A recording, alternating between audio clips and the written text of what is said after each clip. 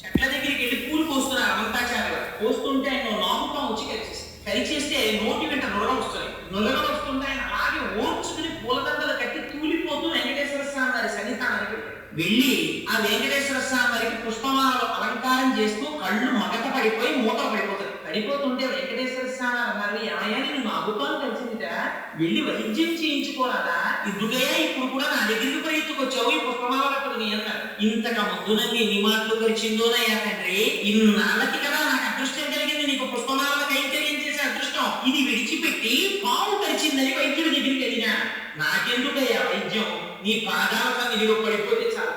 ఒక్కసారి ఆయన తల మీద చెయ్యి పెట్టారు, విషం దిగిపోయింది. ఆయన చిత్రం ఏమిటో తెలుసా అండి, అనంతాచార్యుల వారి జీవితంలో పొందినటువంటి గొప్పతనం బహుశా ఎవరూ పొందుతారు. ఆయన పుష్పవాటిని పెంచితే 8 రోజులు ప్రచ్ఛద రూపాల్లో వచ్చి పువ్వులు వచ్చారు. పద్మావతి శ్రీనివాసులు పాపం 8 రోజులు కన్ను రెప్ప వెయ్యకుండా కాపలా కాశారు. అంత వృద్ధాప్యంలో అనంతాచార్యుల వారు ఎవరు పట్టుకుపోతున్నారా పువ్వులు. 9వ రోజున శ్రీనివాసుడికి కరుణ కలిగింది. ఎవరు పట్టుకుపోతున్నారో చూపిద్దాం ఈయనకి అనుకున్నాడు. రాజదంపతుల వేషాల్లో వచ్చారు పద్మావతి శ్రీనివాసుడు. వచ్చి ఆయన చక్కగా కనపడ్డ పువ్వుల్లా కోసేస్తున్నారు, ఆవిడ సేవ పెట్టేస్తున్నాడు. ఆవిడ చక్కగా పువ్వులన్నీ పెట్టించుకుంటుంది. చూశారు అనంతాచార్య వారికి కడుపు మండిపోయింది, ఎవరా వీళ్ళిద్దరూ నేను పెంచిన పూల చెట్ల పువ్వులు కోసేస్తున్నారని. కానీ అనంతాచార్య వారు ఆగ్రహంతో పరిగెత్తుకొచ్చారు.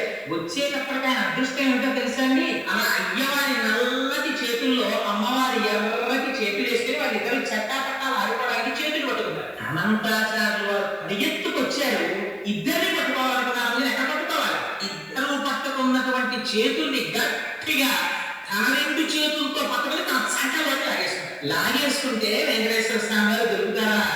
అందుకని వెంకటేశ్వర స్వామి వారి చేతులు లాగేసుకుని పారిపోయారు. నిజంగా పారిపోయినప్పుడు అందం చూడాలని వర్ణిస్తారు మహానుభావుడిని.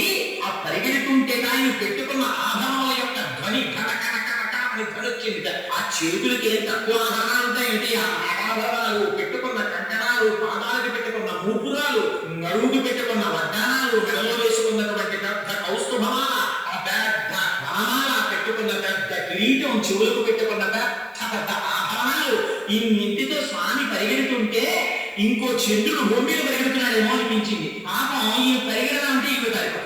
అందుకని వీడిని గట్టిగా పట్టుకున్నారు. ఎవరికి దక్కుతుందండి ఈ అదృష్టం. అటువంటి అమ్మని గట్టిగా పట్టుకుని అనంతాచార్య వారు అన్నారు, ఏమి పిల్ల, ఎవరే వాడు, నీ మొగుడే కదా, ఎక్కడికి పడిపోయాడు. అమ్మంది, అయ్యో తండ్రి, నువ్వు నాకు తండ్రి లాంటి వాడివి, నన్ను గద్దిస్తావెందుకయ్యా, పువ్వుల తోటలో విహరిద్దామని తీసుకొచ్చాడు, వచ్చాను. ఆయన ఎక్కడికి పడిపోయాడో నేను ఎక్కడ చెప్పగలను, ఆయన ఎక్కడ ఉంటారన్నారు. ఎక్కడ ఉంటారంటే